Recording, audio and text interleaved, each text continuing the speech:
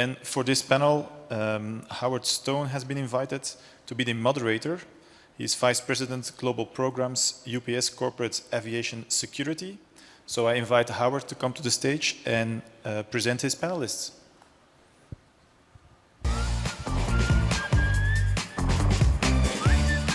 Remco for that introduction. And I think the description is slightly wrong up there, but I'm Howard Stone, Vice President of Global Aviation Security for UPS. And we're going to continue the theme of looking at the outlook for aviation security. And we're going to do that with a panel. And that panel is going to include an association, an airline, a consultant, and a regulator.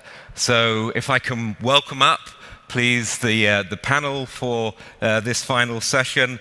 We've got Brandon Fried, Executive Director of American Air Forwarders Association, Jim Labello, Head of Security for Lufthansa, and Jim also chairs the IATA Cargo Security Working Group. We've got Ilan Biton, a consultant from Enabling Insight, and we've got Darren Hart. Welcome back, Darren, back on stage as the regulator, as Deputy Director for Border Transformation for UK Border Force. So welcome to you all.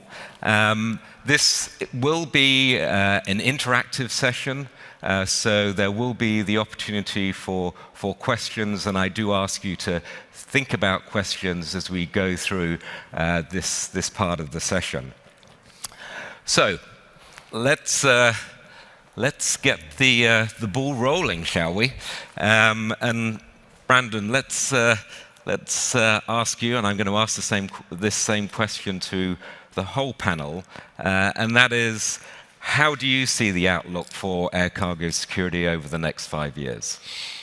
Well, first of all, thanks for having me. My pleasure. And I see a very broad horizon ahead of us. And in that horizon, we have better technology, an increased use of various screening mechanisms, including what has already been extremely successful canine screening technology. These canines are absolutely phenomenal. We're at the Air Forwarders Association, we're big backers of it. And then I'm hoping for a continuation of a risk-based approach to air cargo security policy, because we understand the need to screen cargo. It's the law of our land. It's pretty much universal now, but we need to focus on entities that pose the most risk for us, and then we need to focus on those entities and pretty much start trusting companies that deserve, or shippers that deserve our trust. Okay. Okay, so risk-based, likes canines. Loves canines. Ilan, what have you got to add to that? Thank you, Howard. Good afternoon, and I'm delightful to be here on this stage, so thank you very much for everyone. I'll refer to two directions, or I'll divide my answer to two. When I'm looking into the pipeline for the next 5 years, looking at regulations and technology, I don't feel we're going to see dramatic changes. We heard the TSA administrator yesterday, and he was referring to TSA promoting technology in the near future. He was referring to field ETDs, scanning by CT faster, and more canines on the field, which are all great and very necessary, but they are all improvements, which is basically modifications to existing solutions.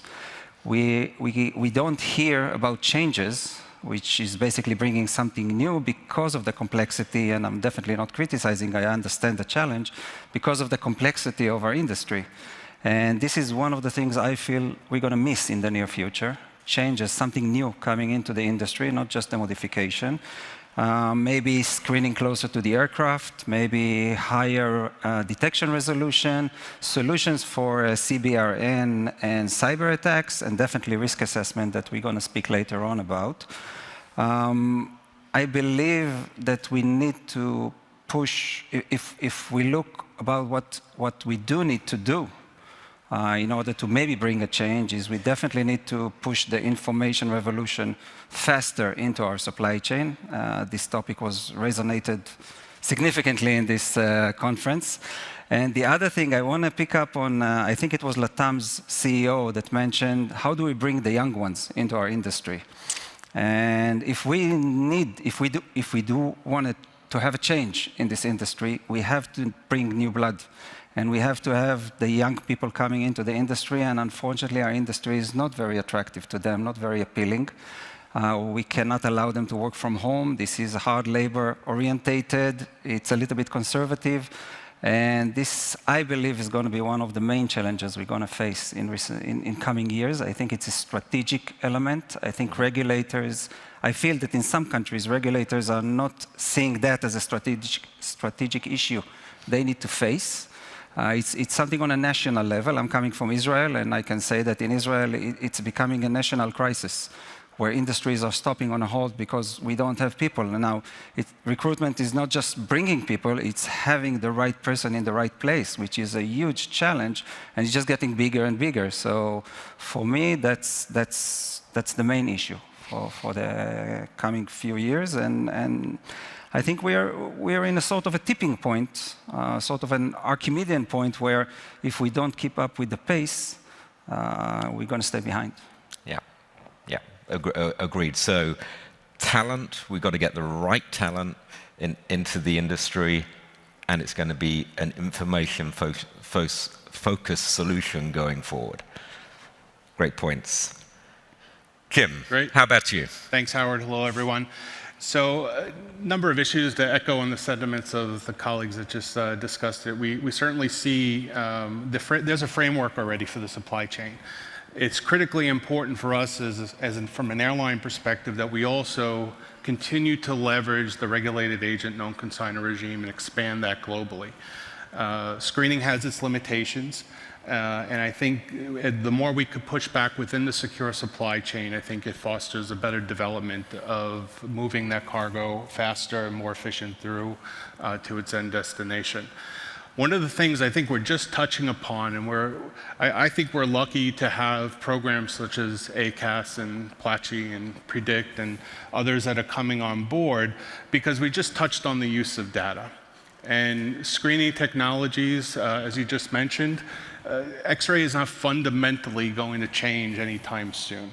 We have our trace detection, we have canine, but we also have an expanded use of data that's available to us, where we could put the limited resources that we have in the right spot and maybe subject that type of cargo or those shipments coming from a particular risk factor to increased scrutiny through various screening methods. So I think that's more the future of where we need to be. Utilizing data. I'm delighted to see the presentation before from Pandora as well, and capitalizing that more and more as we look at various shipments or relationships with shippers. But also from a legislative and a regulatory perspective, we have to make sure the regulators keep up with the changes in the dynamic nature of the supply chain. E-commerce is really growing. What does that do, in essence, to the existing framework of a regulated agent and known consignor? Does that change the secure supply chain? So these are all important conversations to keep having in collaboration with government to make sure that the dynamic nature of the supply chain can progress without legislation and regulation holding us back as well. Yeah, yeah. So we got an evolution in the supply chain with e-commerce. I think that point on data, very key in risk assessment, marrying the two up. And then this trusted entity, the regulated agent, it links nicely into the customs environment almost with the AEO, how we view and treat our primary shippers that we know are already secure in what they do. Darren, your thoughts? Thank you, Howard, and welcome to your new role in Champ. Great. Thank you. I'm glad I got through. the UPS now, or are you going to tell them later? So I can certainly echo a lot of the points that the experts, far more expert than I have made, and a couple of points I'd like to build upon. First of all, the data. You've mentioned our customs experience, and most customs agencies have got lots of experience in using data for their risking. We're now starting to move more into that synergy between data and imagery. As we just said, as we just heard, X-ray, keep on getting these companies coming to me and saying we've got these new things like muons and new ways of looking at stuff, but to be frank, I think X-ray is going to be around for a long time. It might get faster, but I'm really keen on seeing how that synergizes with data, how it works with AI, and how we pick up different patterns. One of the things I saw on the US border a while ago was trucks crossing every day, X-rays being taken of the chassis, and the one day that chassis changes slightly because someone's put a limpet on the bottom, a concealment, it points out to the operator. The operator wouldn't have picked that up. He wouldn't have picked up the difference of that lorry moving across the border every day. Again, we face many of the same challenges around staff. We've got to think of ways of giving our people more interesting jobs, building their skill sets, both our existing staff, some of them are particularly long-standing, plus giving interesting, secure and innovative jobs for our new people who want to come into the industry. And finally, again, I can see a growth of Placky schemes. We've seen ICS2, we've seen ACAS, we've seen the MANAF system in the UAE, but I will add a little bit of caution on that. Placky is just an additional layer. It isn't a silver bullet. And it's not appropriate for all countries and all regimes because it is expensive, it is time-consuming, it is effective, but really your threat picture, your risk picture has to justify that investment in Placky. Okay, so that's really validation of the shipper and maybe the consignee through that mechanism, that 7+1 data set that we get into Placky, and also some of those thoughts that the presentation before the break from Pandora started to focus on. Absolutely. Okay, thanks for that. Let's move on to a slightly more complex question. So, with the deployment of new screening programs, arrival of new technology, and new regulatory measures in the air cargo security field, what progress can we expect to see with authorities' risk assessments, and what will be the resulting expectation for industry compliance? So, a complicated question to challenge you a little bit further. Let's start with Darren this time and go back down the line. Excellent, which means this time I can't just say what they said, so I'll try not to. So the first thing I'll say on this particular question is, as we've heard before during the conference, garbage in, garbage out. One of the issues we had in the early days of our UK Placky scheme was the quality of the data wasn't as good as it could have been, which led to false alerts and wasted of time. So we've really got to get that data quality issue sorted out. It's got to be done. But also I'm very keen to get that data from the people who create it or own it. One of the things that I've always felt about safety and security and Placky is we're asking the wrong people. Lufthansa don't know what's in the box because somebody else gave it to them. We've got to start pushing that information back further and further, ideally to shippers. As the US have done as part of their Section 321 trial with the e-commerce business, really effective in that. So the other part of it is, Howard mentioned authorised economic operator, and there are other schemes around there such as CT, PAT, etc. All are really good, but I don't think they give a bespoke service to industry that industry probably wants, deserves and needs. Because they're very binary. You're either a member or you're not a member. And sometimes you can be a member for a long time and things don't change. Sometimes things do change. So what I'd like to see from sort of the customs perspective, and this is globally, not just from my own agency, is more proactive trader engagement schemes. Things such as client managers, larger companies, Border Force doesn't have people talking direct with the industry about their risks, but also as well within their risking systems, how we take into account that, let's say, Lufthansa coming from Turkey, we know what security they've got here, we know their customers here, we can give them a little bit more slack than maybe another company where we don't know as much information. Thank you. Okay. What do you think, Jim? Do you think that's a good idea? Yeah, no, I mean, again, data. But we are struggling with the accuracy of the data. We lean, of course, on the 7+1, but we do expect more and more targeting to improve with other maybe elements built off of that existing data that we're transmitting into these systems. So I think the result of that, though, in going to more enhanced screening measures, things that we could target our resources on is very critical. We may have other opportunities in the future with data when we look at the Consignment Security Declaration, capturing this information, having that amongst regulated entities being shared.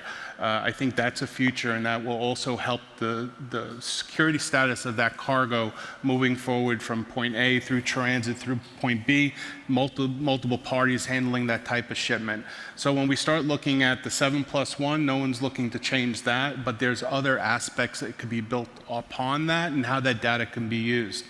What I like about the ACAS program and PLACHI type programs is that rather than the regulator jumping right away, and potentially this is how it's envisioned because you just never know, but rather than a new threat vector come up or a new risking that comes up, and rather than jumping to new regulation, piling on more and more amendments and other types of actions that the carriers and the supply chain have to fulfill last minute, they could change their risking and target a particular concern from a particular location, for a particular commodity, from a different type of shipper or consignee pair. So I think that's really critical for us to save some regulatory burden, but at the same time, not apply a one-size-fits-all to all cargo, but being able to target a particular cargo of concern. So that would be almost like a dynamic risk assessment process set up that industry controls, but is framed within some form of regulatory environment. Correct. Yeah, okay. Ilan. I want to pick up on what was said before and about the pace issue and share a little bit of my experience. I'm a true advocate of the information revolution. I've been lecturing about that in the last 15 years so many times. And in the last year, I've been more silenced because I realized that I might made a mistake. I start now to understand that it might be that the revolution starts only now because of the exponential burst of the AI. And it seems like everything until now was an introduction. And we're now actually facing the true change. It took Apple 15 years to move from iPhone 1 to the current iPhone. And this amount of time allows you to make decisions and understand how smartphones influence our lives. It took ChatGPT only a couple of months to move from version 1 to version 4 with significant changes, and we haven't started the discussion yet. So we are truly behind in sense of pace. So taking that to risk assessment is all about decision-making processes, understanding information, being able to process information. AI or machine learning tools are fundamental for our ability to move risk assessment to the next level and basically move risk management to the next evolutionary stage. There's much to move forward, and we don't have the right tools, at least I believe at the moment. Those tools can work 24/7 in incredible space. They constantly learn, and they can process and digest information in ways we never dreamt about. So taking, for example, cyber threat. Do we really feel we know how to risk assess cyber threat at the moment?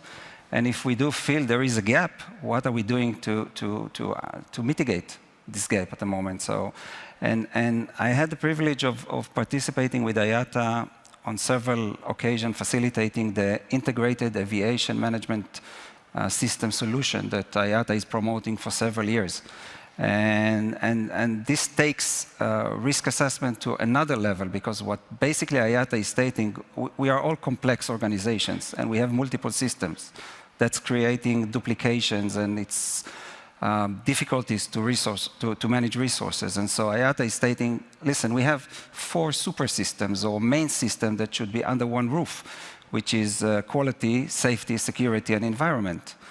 And if you take one of our clients, for example, pharmaceutical manufacturers, their safety management system and security management system is actually implemented into the quality management system. They have the most advanced quality management system in our supply chain, and safety and security are just one out of many elements inside the quality management system. So IATA is promoting to take those 4 systems, elevate them, and put them under one cultural roof. And then risk assessment becomes one tool that serves all of them. And risk assessment becomes one of the core elements or the milestones to integrate all of those systems together and basically have one roof for the whole organization, and obviously more efficiency and more effectiveness where we all desire.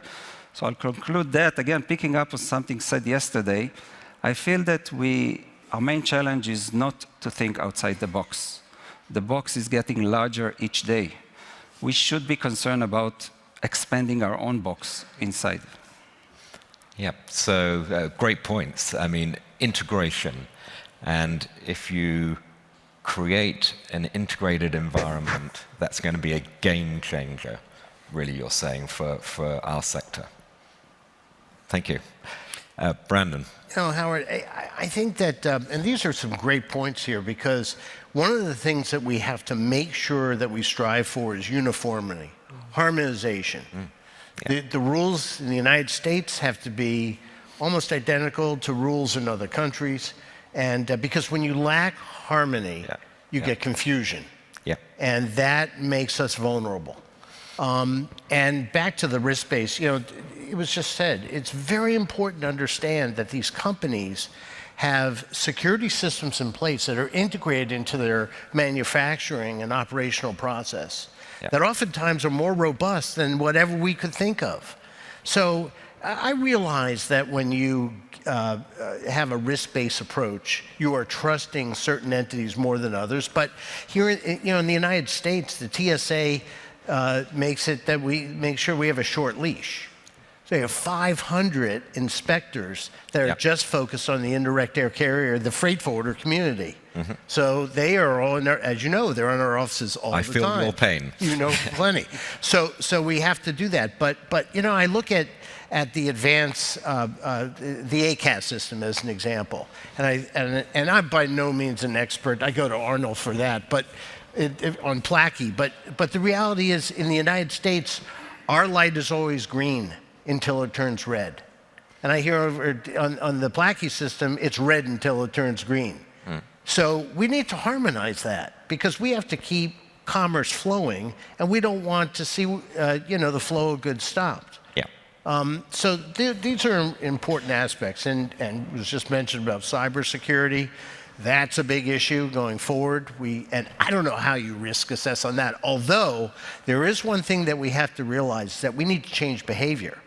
In other words, you can't have employees just clicking links, you know, in their emails, right? So you have to impose two-factor authentication, whatever it's called. You know, verification. Verification in the process. So you have to strengthen your arsenal a little bit there. But yeah, it's a big concern. Yeah, great points again. Cyber, that's yet to hit us. We see just the start of it now. But we know that that's going to come through in a big way. And certainly for us, we have global systems. So this point on, you know, harmonization is extraordinarily important going forward. It just simplifies the process, but enables us to implement. Yeah. Okay, let's move on with this issue of a lack of harmonization perhaps being out there. So another question for you all. With bilateral meetings taking place between major trading blocs, and we heard the administrator talking about this yesterday, plus other states challenged with actually meeting ICAO Annex 17 requirements, do you see less harmonization across global markets for aviation security? And if so, how can industry best maintain global supply chains, global secure supply chains? I'm going to start with Jim on this one. So harmonization is a tough word to digest. We achieve for this, we want this, but the reality, I'm not so sure we'll get there. However, there is a harmonized framework, if you will, so more broader-based criteria that's specified in Annex 17, given out into the ISARPs, also to the contracting states. But the problem that we see from time to time is how those standards are interpreted back into local law. And this is where we start facing some more separation from this world of harmonization. What one member state or contracting state may consider the rules for a known consignor, another contracting state may have something very, very different. So when the regulators get in the room and they start assessing, where this cargo is coming from and what kind of security regime they have in place, those are always obstacles that seem to always be a recurring discussion. I think over time, it will start to streamline more and more, especially as education, outreach, collaboration between governments, they start to solve this problem of what is a regulated agent, what is a known consignor. We thankfully got rid of the account consignor back in June 2021. But again, there's still some disparities in terminology. And I think the programs, I think regulators are open to sit down and talk about this. I think there is a resource issue. I don't want to speak for them, but at least in some of the challenges that they present. You mentioned the 500 inspectors roaming around in the US. And I think it's quite different in other countries where they may only have a handful of inspectors. So therefore, does a known consignor program actually, is it even possible? So these are examples that may tend to keep us away from the harmonized world, but as long as the framework is being looked at, Annex 17, and as long as the contracting states are willing to go forward and put through those standards, I think it's really important for us as an industry. What we don't want is where something is screened or secured or identified in the supply chain at origin, it transits another location who has a different point of view. We have to redo the process all over again before it gets to the next destination, or it gets handed off by another regulated entity that might not be recognized from the country before or after. So it becomes very complex on the carriers in moving this cargo through the supply chain. So that's really critical. I think Annex 17, the changes that were made, especially in the ISARPs and how certain contracting states are looking at this, is really a positive way forward, but there's still a lot of work to be done. Yeah.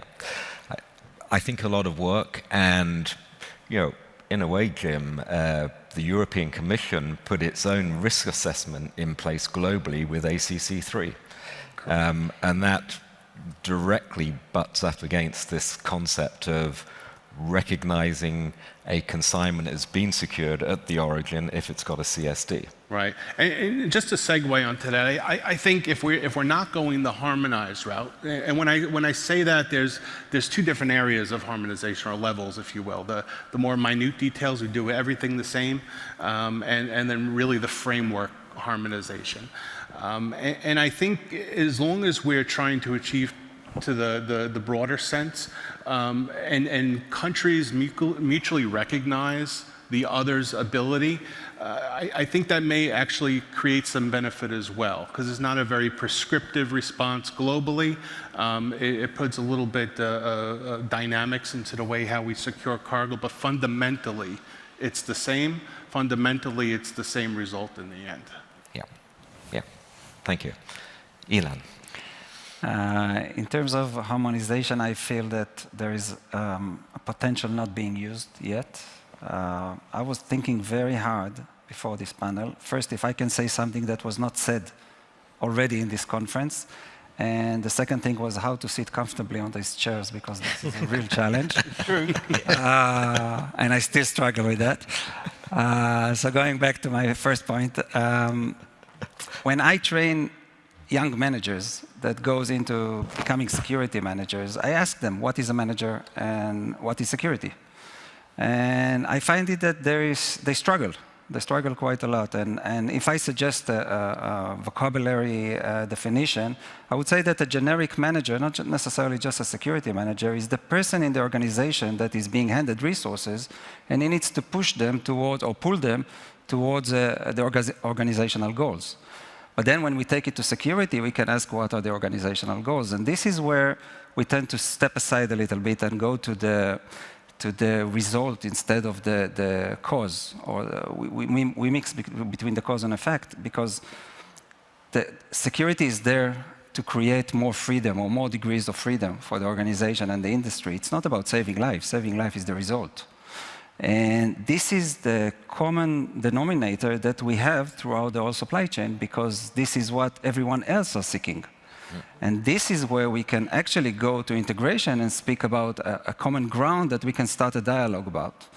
And if we pick up from there, and I know it's really basic, but I still feel that it's sometimes missing. We speak about this is my duty and safety is doing something else, as quality is doing something else. No, we're all doing the same thing. We are aiming towards the best degrees of freedom we can give the organization. And it puts us on a scale of the human factor, the artificial intelligence, the technological systems, and the business.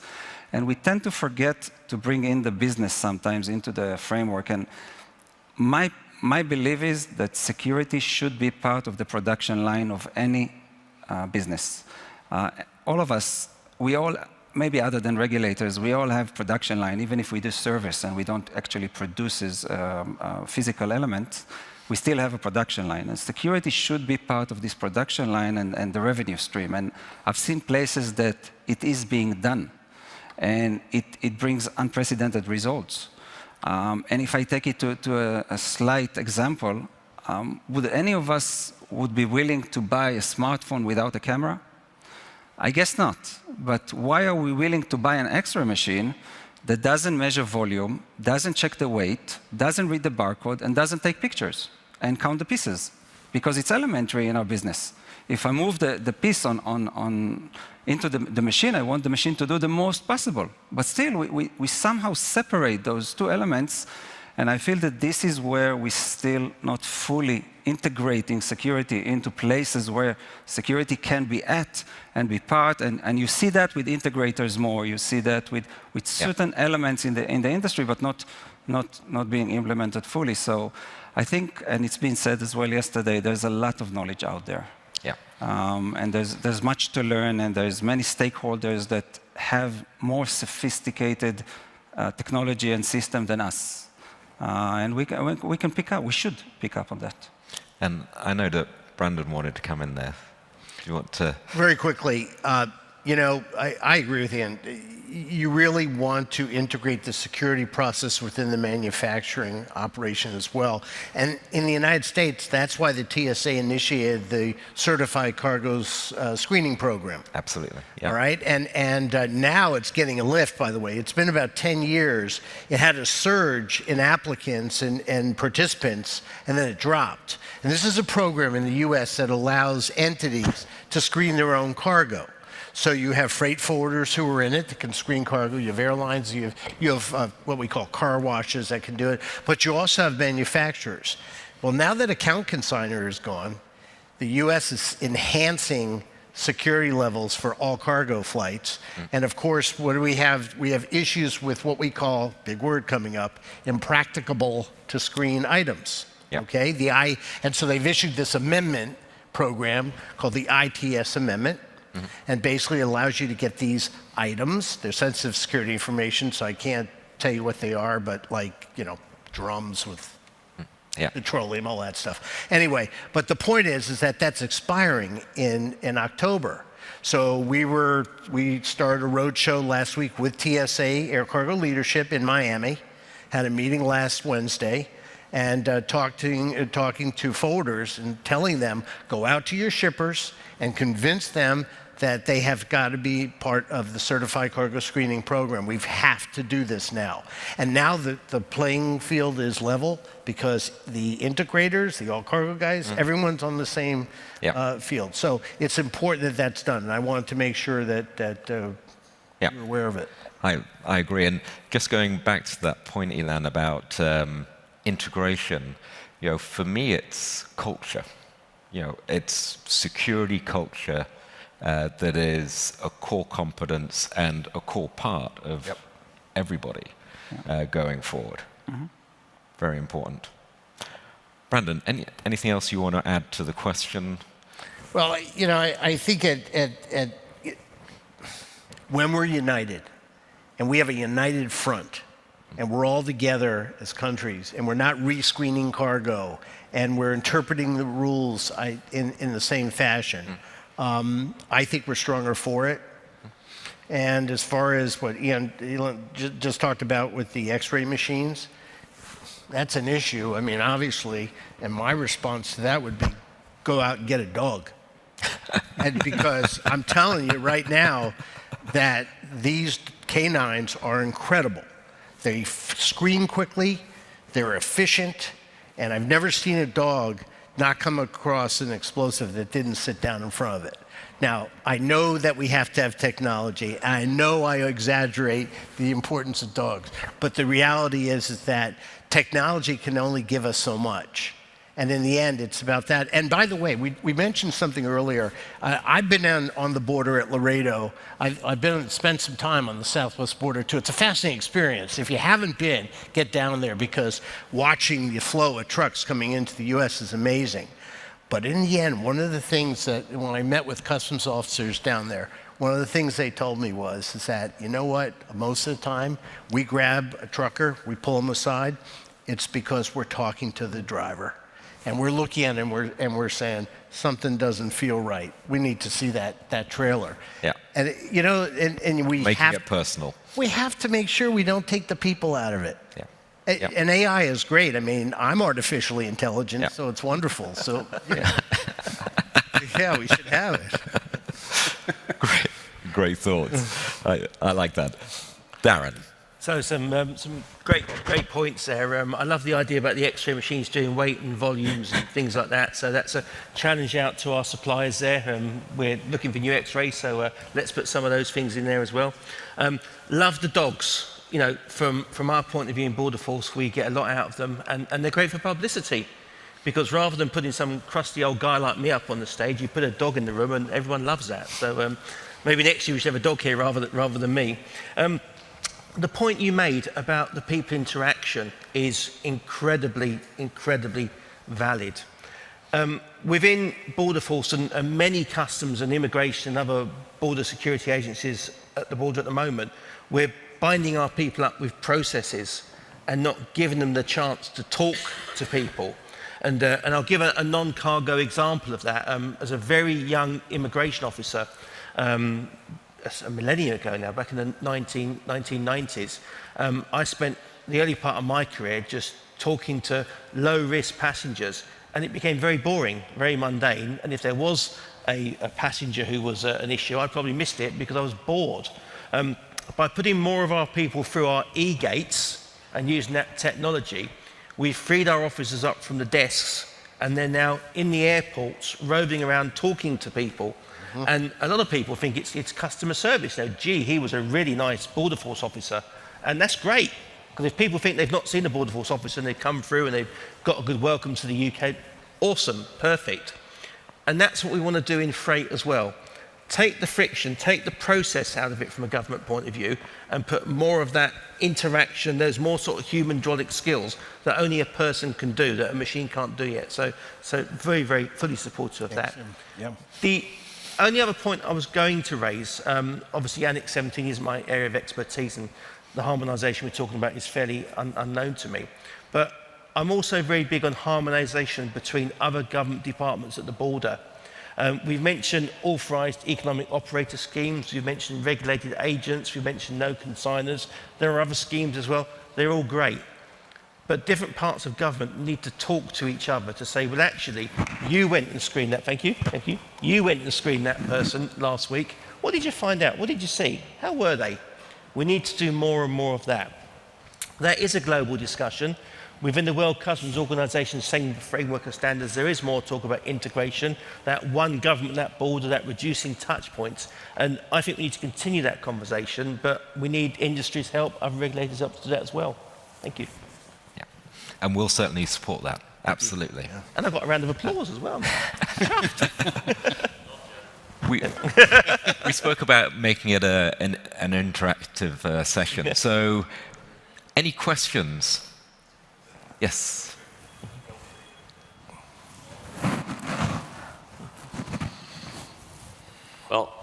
Again, a very interesting discussion, I guess. I hear a lot of concepts, if I'm frank. And you know I'm Dutch, so I might be a little bit blunt. And there's one answer I don't want to hear, Brandon, but how in the world are we going to get the data right to get all this integration done? Because we still end up with piles of paper being delivered to our warehouses. Well, first of all, ain't gonna happen, right? Yeah. So to that point, Arnold, you know, the reality is that governments need to step up to the plate too. You know, we're trying to digitize or automate our industry. We're trying to get paper out of the process, yet the government is simply not helping us, and they're requiring paper. I'll give you a quick example. The TSA still requires a paper security declaration every time we do a shipment, and their lawyers won't allow us not to, although I'm hearing there's some progress there. That's just one example. And so obviously, you know, that's an issue. But, you know, as far as data's, you know, you're going to always have issues with crossing T's and dotting I's, and there's always going to be issues that. Data is not perfect. We mentioned that earlier. And there's no human that's perfect.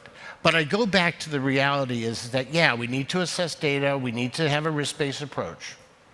But in the end, we need to keep the bomb out of the box. And the way we do it is we make sure that at the airport or right before the airport that cargo is screened properly. And again, I hark back to the canines, which have been so successful. Make sure that you put them through that canine screening. Because, yeah, bad people ship good things sometimes, and you're not going to catch everything. But the reality is you don't want that bomb going off on an airplane. I fully agree. And still I hear a lot of things like, and luckily it will end, ITS. Shit like that. We got rid of the account consigner, but they created the account consigner a new name and called it secure packing facility. I mean, governmental. So real quick on that secure packing facility, I spoke to the administrator yesterday about it. So this is Sorry this for is that. something the TSA came up with because a certain e-commerce company, whose name I won't mention, starts with A and ends with N, came into the TSA, and it's so I guess they don't have to screen cargo, but the reality is that even they didn't accept it. And they're coming up with a 2.0 version of this. It's lipstick on a pig. I mean, the reality is that get them into the certified cargo screening program. Let's get them to screen that cargo. If everyone's got to, you know, if we have to screen cargo, everyone's got to screen cargo, and that's what we have to do. And the reality is, I respect the administrator, I respect what the TSA is trying to do, but let's keep our eye on the initiative that we started years ago, and that's promoting the CCSP. And that's worked out well. Hopefully it answers the question. Thank you all. Okay, we've got time for one more question. Yes. Yes, I want to refer back to what Ilan was saying about how much we're on a verge of AI revolution, if we said, and how much this can really help in saving time and resources when it comes to the risk assessment for the security. And the question is, how much can we trust the AI judgment, especially when could be unbiased, I would say biased programming happening, and until now it's not even highly regulated or even regulated or governed even. Yeah. So how can we really go to that direction specifically on this very crucial area? Darren, do you want to take that? Because you've been involved in targeting. Yeah, that's a really, really good question. And one of the things that our new head of data strategy and border force said to me, in fact, this morning, was no black boxes in a sense of what's going there. And I remember listening to an AI presentation a while ago where this AI had got the wrong end of the training and was misogynistic and horrible person, if it was a person in that sense.